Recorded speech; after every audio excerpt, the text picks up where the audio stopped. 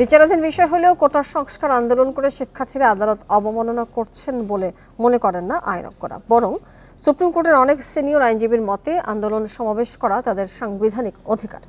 অন্যদিকে বিচারাধীন বিষয়ে শিক্ষার্থীদের ধৈর্য ধরার পরামর্শ রাষ্ট্রপক্ষের। এখন জন্ম সনদ দিয়ে খোলো বিকাশ স্টুডেন্ট অ্যাকাউন্ট। নিজের বিকাশ নিজে কর।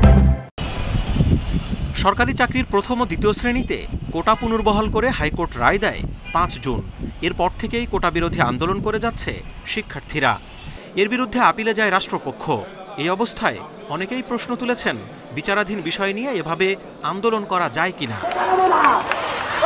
সুপ্রিম কোর্টের কয়েকজন সিনিয়র আইনজীবী জানান, সংবিধানের 37, 38, 39 অনুচ্ছেদ অনুযায়ী সভা সমাবেশ করা কিংবা দাবি জানানো নাগরিক অধিকার। রায়ের সমালোচনা করা যায় বলেও মত অনেকের, তবে এক্ষেত্রে কটাক্ষ করা যাবে না বিচার বিভাগকে। ছাত্রছাত্রীরা তো কোর্টকে খারাপ বলছে না, কোর্ট নিয়ে একটি কথাও বলছে না। তারা কোটার কুফল বুঝাচ্ছে, তারা চাচ্ছে সরকার আন্তরিক হোক, ঠিক যেরকম 2018 সালে হয়েছিল সরকার। কাজে এখানে যে সমস্ত আমি বলবো জ্ঞান পাপীরা সাবজুডিস বলে এগুলো বলছে, তারা আইনের যথার্থ ব্যাখ্যা দিচ্ছে না।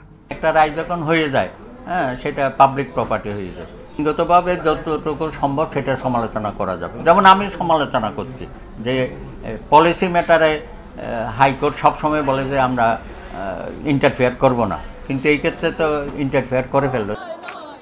কোটা বিরোধী এই আন্দোলনকে আদালত অবমাননা বলছেন না অ্যাটর্নি জেনারেল ও সাবেক আইনমন্ত্রীও। তবে বিচারাধীন বিষয় নিয়ে আন্দোলন করা থেকে বিরত থেকে চূড়ান্ত রায় পর্যন্ত অপেক্ষার পরামর্শ তাদের।